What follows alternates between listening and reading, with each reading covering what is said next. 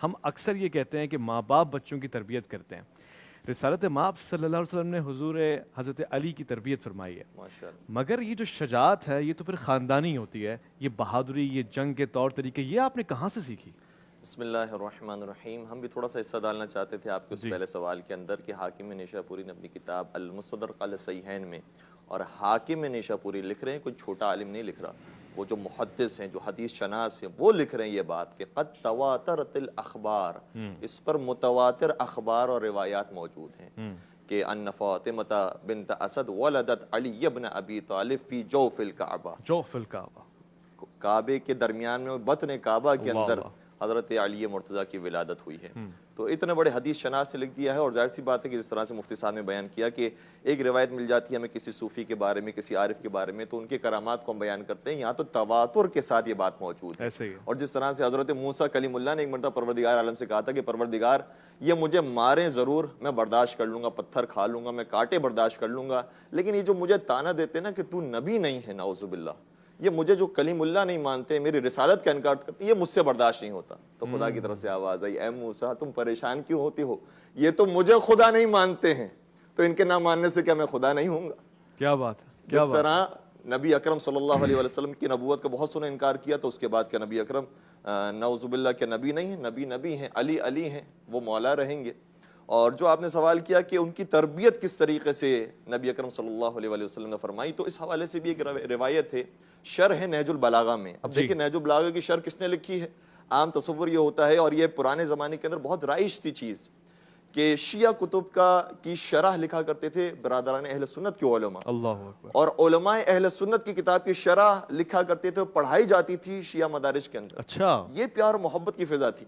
تو شرح نہج البلاغہ میں ابن ابی الحدید معتزلی نے اس بات کو بیان کیا ہے کہ جب ان سے سوال کیا گیا، کسی نے آگر سوال کیا کہ یہ بتائیے کہ نبی کو اپنے بیٹوں میں کس سے سب سے زیادہ محبت تھی، تو نبی اکرم کے بیٹے ہیں، جناب قاسم ہیں، جناب عبداللہ ہیں، جناب ابراہیم کی ولادت ہوئی. تو انہوں نے جواب دیا کہ نبی اکرم کو اپنے بیٹوں میں سب سے زیادہ محبت علی سے تھی. اللہ اکبر. اپنے بیٹوں میں؟ بیٹوں میں. تو انہوں نے سوال کیا کہ علی تو بیٹے ہی نہیں ہوتے، یہ کیسے آپ نے جواب دیا؟ کہا یاد رکھو، کوئی دنیا کا باپ اتنا شفیق ہو ہی نہیں سکتا جتنا نبی اپنے بیٹے علی کے لیے شفیق. اللہ اکبر. اور کوئی بیٹا اتنا فرما بردار اپنے باپ کا ہو ہی نہیں سکتا جتنا علی نبی کے فرما اللہ بردار. اکبر. اللہ اکبر. یہ پیار و محبت کا رشتہ تھا. اور ظاہر سی بات ہے کہ جب تربیت پائی تھی دامان مصطفیٰ کے اندر، تو کبھی ان کو شب ہجرت اپنے بستر پر سلا کے جاتے ہیں، اور کبھی دعوت ذوالعشیرہ کے اندر بھی اگر مدد ملتی ہے تو حضرت علی مرتضیٰ کا واحد ہاتھ ہے جو کھڑا ہوتا ہے، اور بہت سے مقامات پر ان کا ہاتھ بلند ہوا. تو شب ہجرت بھی جو ہمیں نظر آتا ہے، وہ من الناس من یشری نفسہ ابتغاء مرضات اللہ واللہ رؤوف بالعباد. لوگوں میں سے کچھ ایسے بھی ہیں کہ جو اپنا نفس بیچتے ہیں اور اللہ کی رضا کو حاصل کرتے ہیں. سبحان اللہ سبحان اللہ. واللہ رؤوف بالعباد. اور پروردگار اپنے بندوں پر بہت لطف و کرم کرنے والا ہے. اس کے بعد جو جنگیں شروع ہوئی ہیں مدینہ کے اندر، اور جس کا حوالہ آپ نے دیا کہ یہ شجاعت کہاں سے آئی، یہ شجاعت الہی لطف و کرم کی وجہ سے نبی مولا متقیان کے اندر موجود تھی.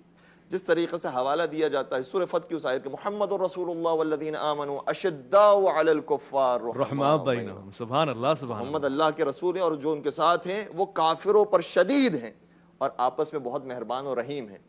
اور جناب ابن عباس نے ایک جملہ کہا ہے کہ جو پھر میں اس کتاب کا حوالہ دوں گا، حاکم نیشاپوری نے اپنی کتاب المستدرک علی الصحیحین کے اندر یہ لکھا ہے کہ لعلی اربع خصال لیست لاحد.